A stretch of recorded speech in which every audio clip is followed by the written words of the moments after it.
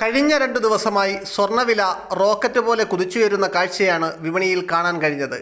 ഒരു പവൻ സ്വർണത്തിന് 960 രൂപയുടെ വർധനവാണ് 2 ദിവസം കൊണ്ടുണ്ടായത്. അതോടെ വലിയ അളവിൽ സ്വർണം വാങ്ങാൻ കാത്തിരുന്നവരുടെ ഹൃദയം തകർന്നു. വരും ദിവസങ്ങളിലും സ്വർണ്ണവില കുതിച്ചുയരുമോ എന്ന ആശങ്കയായിരുന്നു എല്ലാവരുടെയും മനസ്സിൽ. എന്നാൽ ആശ്വാസം പകർന്ന് ബുധനാഴ്ച സ്വർണ്ണവില കുറഞ്ഞെങ്കിലും നാളെ സ്വർണ്ണവിലയിൽ എന്തു സംഭവിക്കും എന്ന് പറയാനാകില്ല. സ്വർണ്ണവില കുത്തനെ കൂടിയാലും കുറഞ്ഞ വിലയിൽ നമുക്ക് സ്വർണം വാങ്ങാൻ കഴിയും. കൂടുതൽ അളവിൽ സ്വർണം വാങ്ങാൻ ഉദ്ദേശിക്കുന്നവർക്ക് അതുവഴി വലിയ സംഖ്യ തന്നെ ലാഭിക്കാനും സാധിക്കും.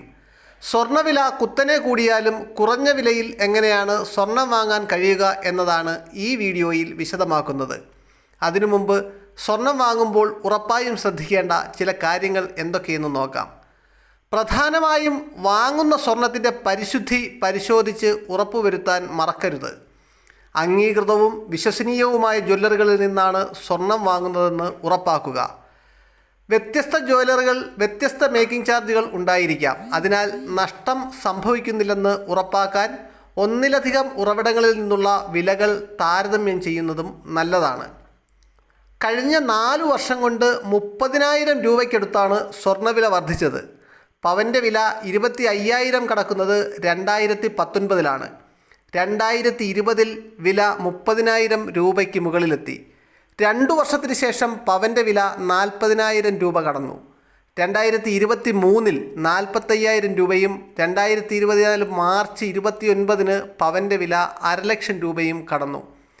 കേരളത്തിൻ്റെ ചരിത്രത്തിലെ ഏറ്റവും ഉയർന്ന വില രേഖപ്പെടുത്തിയ മാസം 2024 മെയ് ആണ്. മെയ് മാസം 20-ാം തീയതി കേരളത്തിൽ ഒരു പവൻ സ്വർണത്തിന് 55,120 രൂപയായിരുന്നു വില. 1 ഗ്രാം സ്വർണത്തിന് 6,890 രൂപയും. സ്വർണ്ണവില കഴിഞ്ഞ കുറേ നാളുകളായി ചാഞ്ചാടിക്കൊണ്ടിരിക്കുകയാണ്.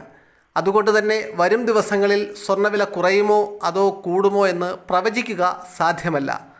വില മുകളിലേക്ക് ഉയർന്നാൽ വലിയ അളവിൽ സ്വർണം വാങ്ങുന്നവർക്ക് വലിയ സാമ്പത്തിക നഷ്ടമുണ്ടാകും.